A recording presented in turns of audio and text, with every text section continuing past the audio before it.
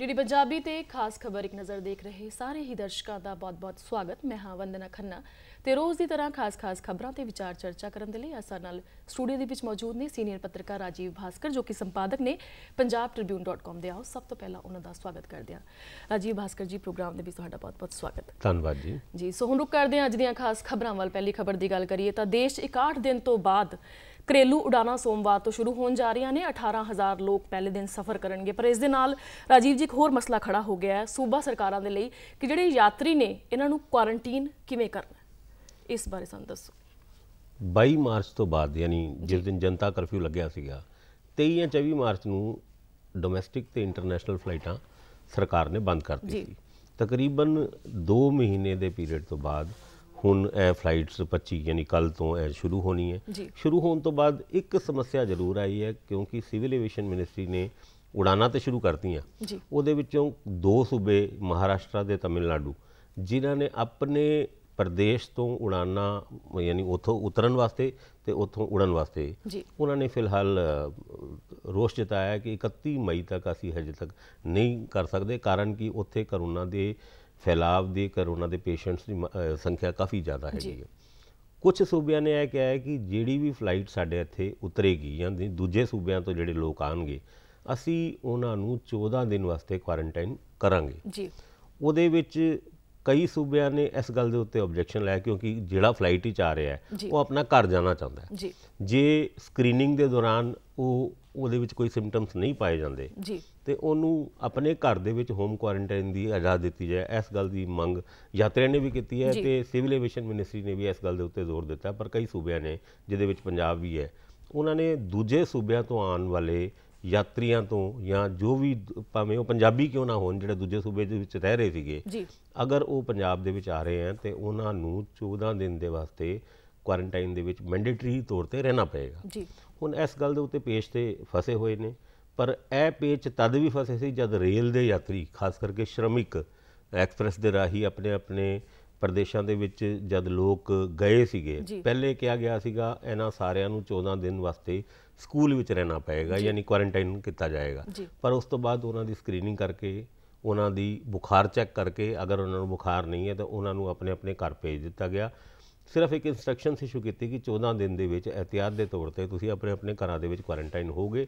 उस क्वारंटाइन होने की कोई मोनीटरिंग तो नहीं की गई यानी अगर तुसीं जिस चीज़ को मैंडेटरी बनाते हो उसनूं फॉलो नहीं कर पाते तो फायदा नहीं कोई इदां दा रूल बनाना जिन्हों तुसीं खुद ही इंप्लीमेंट ना कर पाओ।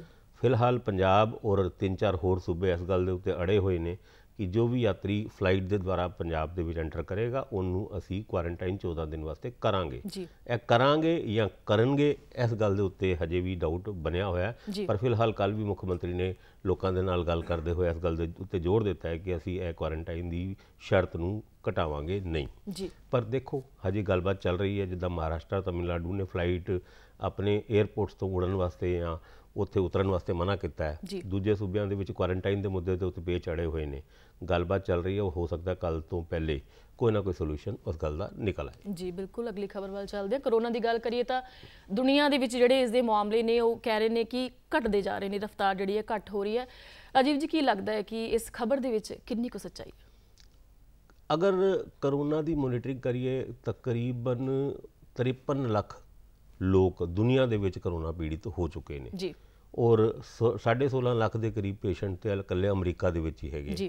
भारत भी हजे 11वें नंबर पर है और 1,29,000 के करीब पेशेंट भारत के विच भी हो गए हैं। पर अगर तुसीं इहदी रिकवरी रेट देखो तो वो रिकवरी रेट भी उन्नी ही फास्ट है।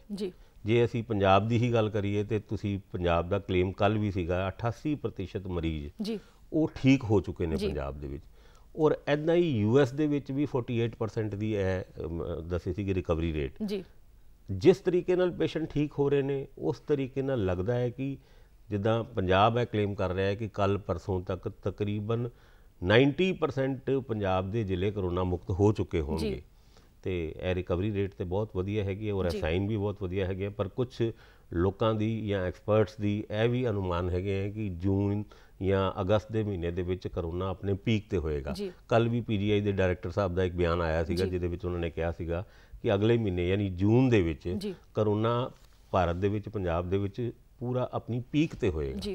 ਪਰ ਇਸ ਤਰ੍ਹਾਂ ਦੇ ਬਿਆਨ ਤੇ ਆਉਂਦੇ ਨੇ, ਉਹਨਾਂ ਬਿਆਨਾਂ ਦੇ ਬਾਅਦ ਕੀ ਹੁੰਦਾ ਕੀ ਨਹੀਂ ਹੁੰਦਾ, ਜਾਂ ਤਿਆਰੀ ਅਗਰ ਅਸੀਂ ਕਰੀਏ ਤੇ ਮੇਰੀ ਕਿਸੇ ਮੈਡੀਕਲ ਫੀਲਡ ਦੇ ਦੋਸਤ ਨਾਲ ਵੀ ਗੱਲ ਹੋ ਰਹੀ ਸੀਗੀ, ਕਰੀਬ 3 ਕਰੋੜ 30 ਲੱਖ ਜਿਹੜੀ ਕਰੋਨਾ ਦੇ ਟੈਸਟ ਕਿੱਟਾਂ ਹੈਗੀ ਹੈ ਉਹ ਏਮਸ ਯਾਨੀ ਏਮਸ ਦਿੱਲੀ ਨੇ ਹੀ ਉਹਦੀ ਟੈਂਡਰਿੰਗ ਕੀਤੀ ਹੈ। ਯਾਨੀ ਅਗਰ ਉਹਨਾਂ ਨੇ ਟੈਂਡਰ ਮੰਗਿਆ ਤੇ ਗੌਰਮੈਂਟ ਦੇ ਪੱਧਰ ਤੇ ਜੋ ਤਿਆਰੀ ਚੱਲ ਰਹੀ ਹੈ ਆਉਣ ਵਾਲੇ ਹਾਲਾਤ ਤੋਂ ਨਿਪਟਣ ਦੀ, ਉਹ ਵੀ ਬੜੇ ਪੁਰਜ਼ੋਰ ਤਰੀਕੇ ਨਾਲ ਚੱਲ ਰਹੀ ਹੈ। ਔਰ ਉਮੀਦ ਕਰਦੇ ਹਾਂ ਕਿ ਕਰੋਨਾ ਜਿਸ ਤਰੀਕੇ ਨਾਲ ਰਿਕਵਰੀ ਰੇਟ ਵੱਧ ਰਹੀ ਹੈ ਕਰੋਨਾ ਪੇਸ਼ੈਂਟਸ ਦੀ, ਇਸ ਤਰੀਕੇ ਨਾਲ ਅਸੀਂ ਕਰੋਨਾ ਦੀ ਖਿਲਾਫ ਲੜਾਈ ਜਿਹੜੀ ਹੈ ਜਿਹੜੀ ਉਹਨੂੰ ਅਸੀਂ ਜਿੱਤ ਜਾਵਾਂਗੇ। ਰਾਜੀਵ ਜੀ, ਜਿਵੇਂ ਗੱਲ ਕੀਤੀ ਜਾਂਦੀ ਹੈ ਆંકੜਿਆਂ ਦੀ, ਤਾਂ ਇਹ ਵੀ ਕਿਹਾ ਜਾਂਦਾ ਹੈ ਕਿ ਆંકੜੇ ਜਿਹੜੇ ਪੇਸ਼ ਕੀਤੇ ਜਾ ਰਹੇ ਨੇ ਉਹ ਵੱਖਰੇ ਨੇ, ਔਰ ਜਿਹੜੀ ਗਰਾਊਂਡ ਰਿਪੋਰਟ ਜਿਹੜੀ ਹੈਗੀ ਹੈ, ਸੱਚਾਈ ਜਿਹੜੀ ਹੈ ਗਰਾਊਂਡ ਦੀ, ਉਹ ਵੱਖਰੀ ਹੈ।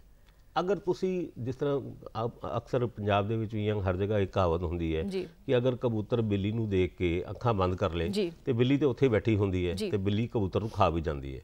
ਜੇ ਅਸੀਂ ਆંકੜਿਆਂ ਨਾਲ ਛੇੜ ਕਰਕੇ ਲੋਕਾਂ ਨੂੰ ਮੋਟੀਵੇਟ ਕਰਨ ਦੀ ਕੋਸ਼ਿਸ਼ ਕਰ ਰਹੇ ਹਾਂ ਤੇ ਇਹਦੇ ਪਿੱਛੇ ਕੋਈ ਸਟ੍ਰੈਟਜੀ ਹੋਏਗੀ, ਕਿਉਂਕਿ ਜਦ ਅਸੀਂ ਇਹ ਲਾਕਡਾਊਨ ਲਾਇਆ ਸੀਗਾ ਤਦ ਵੀ ਸਾਡੀ ਇੱਕ ਸਟ੍ਰੈਟਜੀ ਹੋਣੀ ਚਾਹੀਦੀ ਸੀ ਜਿਹਦੇ ਵਿੱਚ ਸਰਕਾਰ ਨੇ, ਅਗਰ ਅਸੀਂ ਕਹੀਏ ਕਿ ਨਜ਼ਰਅੰਦਾਜ਼ ਕੀਤਾ ਕਿ ਸ਼ਰਮਿਕਾਂ ਦਾ ਕੀ ਹਾਲ ਹੋਏਗਾ ਜਾਂ ਜਿਹੜੇ ਡੇਲੀ ਮਜ਼ਦੂਰ ਹੈਗੇ ਨੇ ਉਹ ਕਿੱਦਾਂ ਕਮਾਉਣਗੇ, ਕਿੱਦਾਂ ਖਾਣਗੇ ਤੇ ਆਪਣੀ ਰੋਟੀ ਜੋਗੇ ਕਿੱਦਾਂ ਹੋਣਗੇ।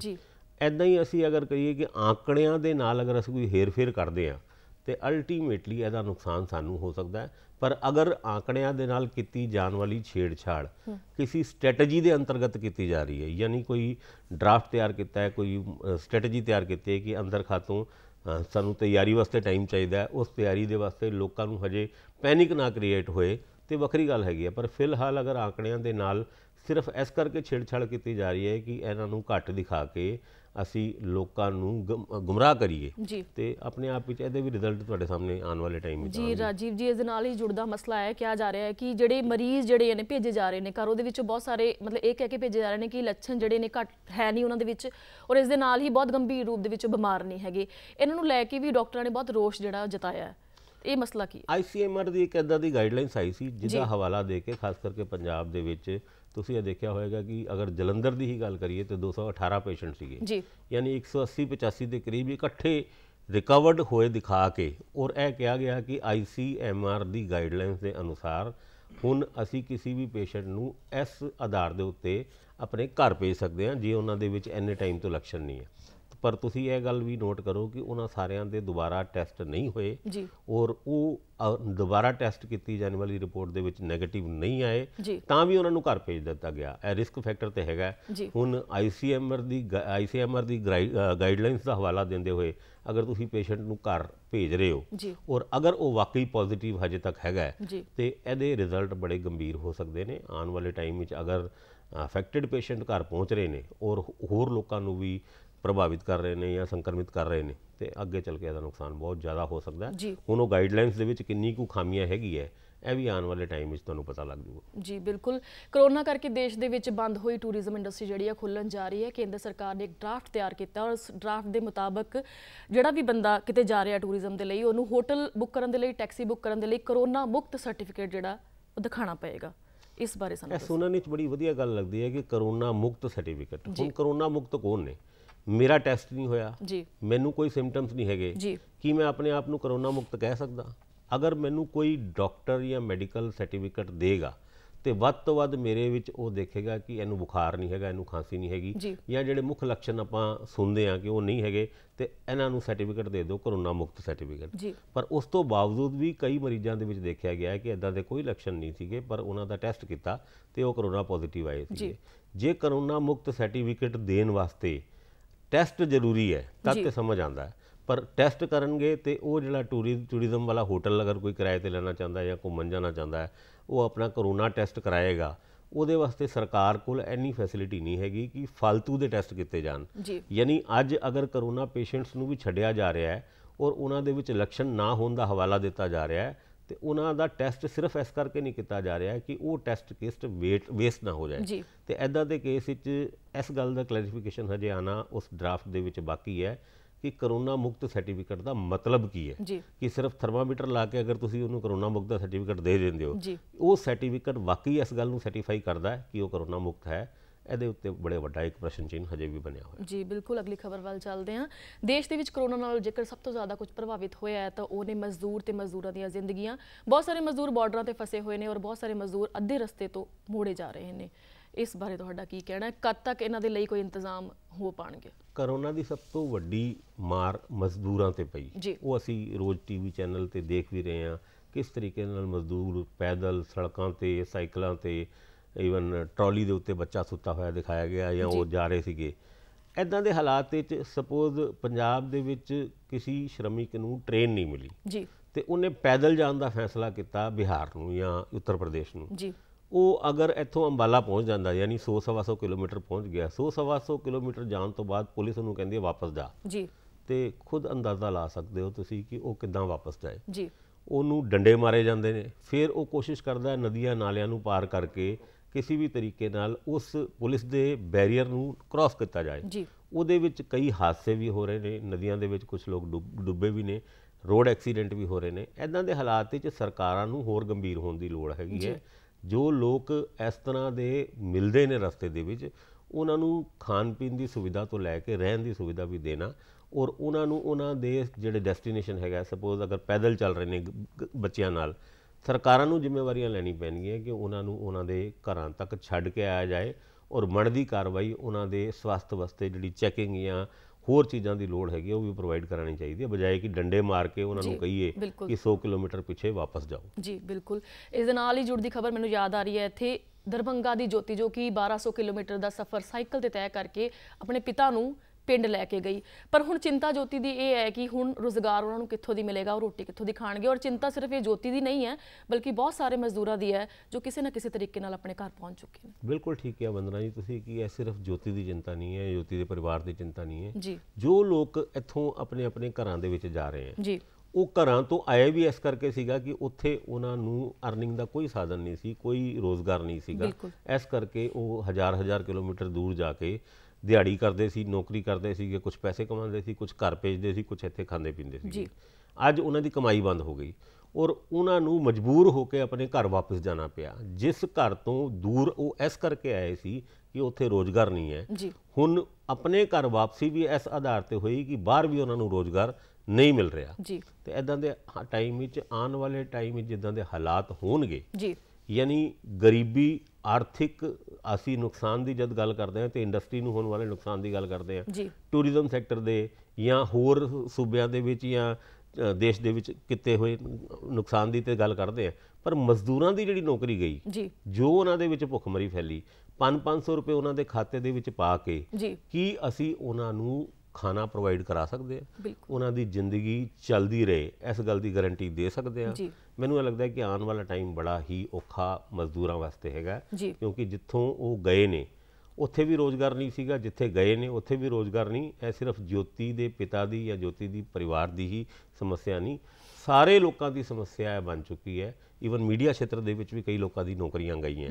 ਹੁਣ ਉਹਨਾਂ ਵਾਸਤੇ ਕਿਉਂਕਿ ਜਿਹੜੇ ਮੀਡੀਆ ਖੇਤਰ ਦੇ ਲੋਕ ਹੁੰਦੇ ਨੇ ਉਹ ਆਪਣੇ ਕੰਮ ਵਿੱਚ ਹੀ ਐਕਸਪਰਟ ਹੁੰਦੇ ਨੇ, ਉਹ ਕੋਈ ਰੇਹੜੀ ਨਹੀਂ ਲਾ ਸਕਦੇ ਜਾਂ ਕੋਈ ਦੁਕਾਨ ਨਹੀਂ ਖੋਲ੍ਹ ਸਕਦੇ ਤੇ ਇੱਦਾਂ ਦੇ ਖੇਤਰ ਦੇ ਵਿੱਚ ਹਰ ਜਗ੍ਹਾ ਇਹ ਰੋਜ਼ਗਾਰ ਦੀ ਸਮੱਸਿਆ ਔਰ ਆਉਣ ਵਾਲੇ ਟਾਈਮ ਵਿੱਚ ਆਰਥਿਕ ਤੰਗੀ ਜਾਂ ਆਰਥਿਕ ਮਾਰ ਦਾ ਅਸਰ ਬੜੇ ਹੀ ਵਿਆਪਕ ਤੌਰ ਤੇ ਤੁਸੀਂ ਦੇਖਣ ਨੂੰ ਮਿਲੇਗਾ ਵੀ ਔਰ ਹੁਣੇ ਮਿਲ ਵੀ ਰਿਹਾ। ਜੀ ਬਿਲਕੁਲ, ਅਗਲੀ ਖਬਰ ਵੱਲ ਚੱਲਦੇ ਹਾਂ। ਦੇਸ਼ ਦੇ ਵਿੱਚ ਕਰੋਨਾ ਦੀ ਮਾਰ ਤੋਂ ਬਾਅਦ ਜਿਹੜਾ ਮੌਸਮ ਦੀ ਮਾਰ ਜਿਹੜੀ ਉਹ ਵੀ ਪੈ ਰਹੀ ਹੈ। ਅਮਫਾਨ ਦੇ ਕਰਕੇ ਬਹੁਤ ਸਾਰੇ ਇਲਾਕਿਆਂ ਦੇ ਵਿੱਚ ਇਲਾਕੇ ਜਿਹੜੇ ਪ੍ਰਭਾਵਿਤ ਹੋਏ ਨੇ ਔਰ ਹੁਣ ਕਿਹਾ ਜਾ ਰਿਹਾ ਹੈ ਕਿ ਅਮਫਾਨ ਦੇ ਕਰਕੇ ਪਾਰਾ ਜਿਹੜਾ ਉਹ ਦੇਸ਼ ਦੇ ਵਿੱਚ ਵੱਧ ਸਕਦਾ ਹੈ। ਇਸ ਬਾਰੇ ਸਾਨੂੰ ਵਿਸਤਾਰ ਦੇ ਵਿੱਚ ਦੱਸੋ। 2-3 ਦਿਨ ਤੋਂ ਵਧੀ ਹੈ ਔਰ ਅਮਫਾਨ ਦੇ ਹਾਲਾਤ, ਅਮਫਾਨ ਦੇ ਆਉਣ ਤੋਂ ਬਾਅਦ ਉੜੀਸਾ ਔਰ ਵੈਸਟ ਬੰਗਾਲ ਦੋ ਸੂਬਿਆਂ ਦੇ ਵਿੱਚ ਜਿਹੜੀ ਤਬਾਹੀ ਹੋਈ ਹੈ ਔਰ ਖਾਸ ਕਰਕੇ ਵੈਸਟ ਬੰਗਾਲ ਦੇ 2 ਡਿਸਟ੍ਰਿਕਟ ਜੋ ਪੂਰੇ ਤੌਰ ਤੇ ਤਬਾਹ ਹੋ ਚੁੱਕੇ ਔਰ ਵੈਸਟ ਬੰਗਾਲ ਦੀ ਮੁੱਖ ਮੰਤਰੀ ਨੇ ਇਸ ਗੱਲ ਦਾ ਡਿਮਾਂਡ ਵੀ ਕੀਤੀ ਹੈ ਸਰਕਾਰ ਤੋਂ ਕਿ 1 ਲੱਖ ਕਰੋੜ ਰੁਪਏ ਦਾ ਪੈਕੇਜ ਮੰਗਿਆ ਸੀਗਾ।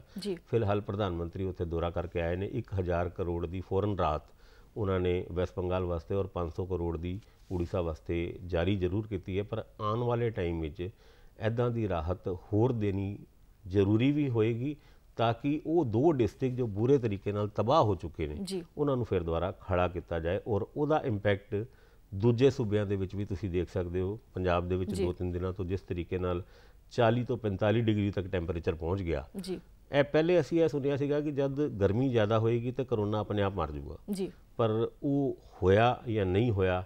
ਕੁਛ ਇਸ ਗੱਲ ਨੂੰ ਨੈਗੇਟ ਵੀ ਕੀਤਾ ਗਿਆ ਕਈ ਜਗ੍ਹਾ ਕਿ ਨਹੀਂ, ਇੱਦਾਂ ਦੀ ਗੱਲ ਨਹੀਂ ਹੈਗੀ। ਗਰਮੀ ਦੇ ਨਾਲ ਕਰੋਨਾ ਵਾਇਰਸ ਦੇ ਉੱਤੇ ਬਹੁਤਾ ਅਸਰ ਨਹੀਂ ਪੈਂਦਾ, ਪਰ ਜਿਸ ਤਰੀਕੇ ਨਾਲ ਰਿਕਵਰੀ ਰੇਟ ਪੰਜਾਬ ਦੇ ਵਿੱਚ ਜ਼ਿਆਦਾ ਹੋ ਰਹੀ ਹੈ, ਸ਼ਾਇਦ ਅਸੀਂ ਇਹ ਕਹਿ ਸਕਦੇ ਹਾਂ ਕਿ ਉਸ ਗਰਮੀ ਜਿਹਦੇ ਬਾਰੇ 'ਚ ਅਸੀਂ ਸੁਣਿਆ ਸੀਗਾ ਕਿ ਜਿਹੜਾ ਇੰਪੈਕਟ ਹੈਗਾ ਗਰਮੀ ਦਾ ਉਹ ਕਰੋਨਾ ਵਾਇਰਸ ਤੇ ਪਏਗਾ, ਉਹ ਪੈ ਰਿਹਾ। ਜੀ ਬਿਲਕੁਲ, ਅਗਲੀ ਖਬਰ ਵੱਲ ਚੱਲਦੇ ਹਾਂ। ਦੇਸ਼ ਦੀ ਵਿੱਤ ਮੰਤਰੀ ਨਿਰਮਲਾ ਸੀਤਾਰਮਨ ਨੇ ਕਿਹਾ ਕਿ ਭਵਿੱਖ 'ਚ ਲਏ ਜਾਣ ਵਾਲੇ ਸਾਰੇ ਫੈਸਲੇ ਜਿਹੜੇ ਨੇ ਕਰੋਨਾ ਦੀ ਰਫ਼ਤਾਰ ਤੇ ਨਿਰਭਰ ਕਰਦੇ ਨੇ, ਪਰ ਇਸ ਦੇ ਨਾਲ ਛੋਟੇ ਉਦਯੋਗ ਜਿਹੜੇ ਨੇ ਉਹ ਆਖਰੀ ਸਾਹ ਲੈਂਦੇ ਨਜ਼ਰ ਆ ਰਹੇ ਨੇ। ਕੀ ਆਰਥਿਕ ਹਾਲਾਤ ਦੇਸ਼ ਦੇ ਵਿੱਚ ਹੋਣ ਵਾਲੇ ਨੇ? ਅਚਾਨਕ ਹੋਏ ਲਾਕਡਾਊਨ ਨੇ ਛੋਟੇ ਉਦਯੋਗਾਂ ਦੇ ਉੱਤੇ ਸਭ ਤੋਂ ਜ਼ਿਆਦਾ ਅਸਰ ਪਾਇਆ। ਕਾਰਨ ਕਿ ਕੱਚਾ ਮਾਲ ਕਿਸੇ ਦਾ ਰਸਤੇ 'ਚ ਸੀਗਾ, ਉਹ ਅਟਕ ਗਿਆ। ਕਿਸੇ ਦਾ ਮੈਨੂਫੈਕਚਰਡ ਮਾਲ ਸੀਗਾ ਜਿਹੜਾ ਸਪਲਾਈ ਕਰਨਾ ਸੀਗਾ, ਉਹ ਫੈਕਟਰੀਆਂ 'ਚ ਪਿਆ ਰਹਿ ਗਿਆ। ਮਜ਼ਦੂਰ ਨੂੰ ਸਰਕਾਰ ਦੀ ਤਰਫੋਂ ਐਲਾਨ ਹੋਇਆ ਕਿ ਇਹਨਾਂ ਨੂੰ ਤੁਸੀਂ ਖਾਣ ਪੀਣ ਦਾ ਧਿਆਨ ਤੇ ਇਹਨਾਂ ਦੀ ਤਨਖਾਹ ਜ਼ਰੂਰ ਦਿਓ। ਕੁਝ ਲੋਕਾਂ ਨੇ 1 ਮਹੀਨੇ ਯਾਨੀ ਮਾਰਚ ਦੇ ਮਹੀਨੇ ਔਰ ਅਪ੍ਰੈਲ ਦੇ ਮਹੀਨੇ ਦਿੱਤੀ ਵੀ, ਲੇਕਿਨ ਉਸ ਤੋਂ ਬਾਅਦ ਮਜ਼ਦੂਰਾਂ ਦਾ ਬੁਰਾ ਹਾਲ ਹੋਇਆ, ਮਾਲਕਾਂ ਦਾ ਬੁਰਾ ਹਾਲ ਹੋਇਆ। ਪਿਛਲੇ ਦਿਨੋਂ ਪੰਜਾਬ ਦੇ ਵਿੱਚ ਫੈਕਟਰੀਆਂ ਨੂੰ ਖੋਲ੍ਹਣ ਦੇ ਆਦੇਸ਼ ਵੀ ਦਿੱਤੇ ਗਏ, ਲੇਕਿਨ ਕਿਹਾ ਗਿਆ ਕਿ ਮਜ਼ਦੂਰਾਂ ਦਾ ਖਿਆਲ ਤੁਸੀਂ ਆਪ ਰੱਖਣਾ ਹੈ। ਆਪਣੀ ਫੈਕਟਰੀ ਦੇ ਵਿੱਚ ਹੀ ਤੁਸੀਂ ਅਗਰ ਵਰਕਰ ਨੂੰ ਰੱਖ ਸਕਦੇ ਹੋ, ਉਹਦੇ ਖਾਣ ਪੀਣ ਦਾ ਬੰਦੋਬਸਤ ਕਰ ਸਕਦੇ ਹੋ, ਤੁਸੀਂ ਆਪਣੀ ਫੈਕਟਰੀਆਂ ਖੋਲ੍ਹ ਸਕਦੇ ਹੋ। ਪਰ ਫੈਕਟਰੀਆਂ ਸਿਰਫ ਮਜ਼ਦੂਰਾਂ ਨਾਲ ਨਹੀਂ, ਰਾਅ ਮਟੀਰੀਅਲ ਆਉਂਦਾ ਬਾਹਰ ਦੇ ਸੂਬਿਆਂ ਦੇ ਵਿੱਚ। ਹਾਈਵੇ ਤਕਰੀਬਨ ਸਾਰੇ ਸੂਬਿਆਂ ਤੇ ਰੁਕੇ ਹੋਏ ਸੀਗੇ, ਰਾਅ ਮਟੀਰੀਅਲ ਆ ਨਹੀਂ ਰਿਹਾ ਸੀ, ਪੱਕਾ ਮਾਲ ਜਾ ਨਹੀਂ ਰਿਹਾ ਸੀਗਾ, ਤੇ ਇਹਦੇ ਦੇ ਨਾਲ ਸਭ ਤੋਂ ਜ਼ਿਆਦਾ ਛੋਟੇ ਉਦਯੋਗ ਅਫੈਕਟ ਹੋਏ। ਪਿਛਲੇ ਦਿਨੋਂ ਨਿਰਮਲਾ ਸੀਤਾਰਮਨ ਉਹਨਾਂ ਨੇ ਇੱਕ ਪੈਕੇਜ ਜ਼ਰੂਰ ਅਨਾਉਂਸ ਕੀਤਾ।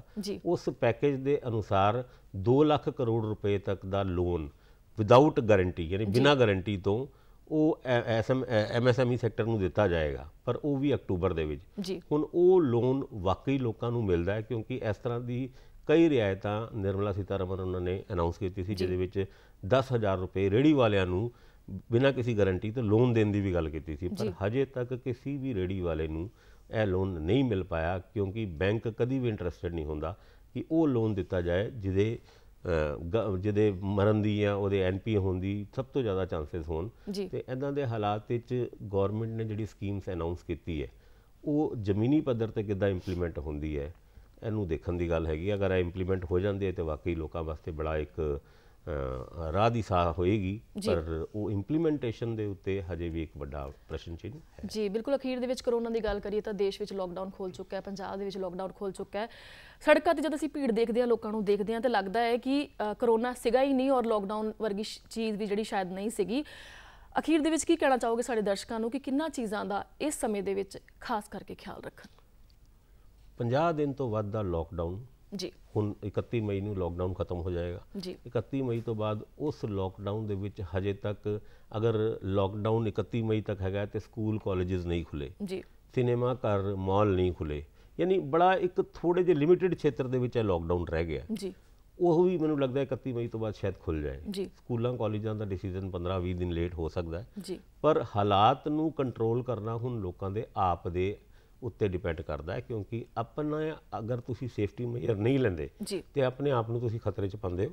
ਮਾਸਕ ਪਾਉਣਾ, ਸੈਨੀਟਾਈਜ਼ਰ ਰੱਖਣਾ, ਇਹ ਸਾਰੀ ਚੀਜ਼ਾਂ ਜੋ ਸਰਕਾਰ ਦੀ ਗਾਈਡਲਾਈਨਸ ਹੈਗੀ ਉਹਨਾਂ ਨੂੰ ਮੰਨਣਾ ਹੁਣ ਲੋਕਾਂ ਦਾ ਫਰਜ਼ ਹੈ। ਕਿਉਂਕਿ ਪਹਿਲੇ ਕਿਹਾ ਜਾਂਦਾ ਸੀਗਾ ਕਿ ਜ਼ਬਰਦਸਤੀ ਉਹਨਾਂ ਨੂੰ ਰੋਕਿਆ ਜਾਂਦਾ ਸੀ, ਹੁਣ ਜ਼ਬਰਦਸਤੀ ਨਹੀਂ, ਲੋਕਾਂ ਨੂੰ ਆਪ ਸਾਵਧਾਨੀ ਵਰਤਣੀ ਪਏਗੀ। ਬਿਲਕੁਲ, ਇਸ ਦੇ ਨਾਲ ਹੀ ਪ੍ਰੋਗਰਾਮ ਖਾਸ ਖਬਰ ਇੱਕ ਨਜ਼ਰ ਦਾ ਸਮਾਂ ਇੱਥੇ ਸਮਾਪਤ ਹੋ ਰਿਹਾ।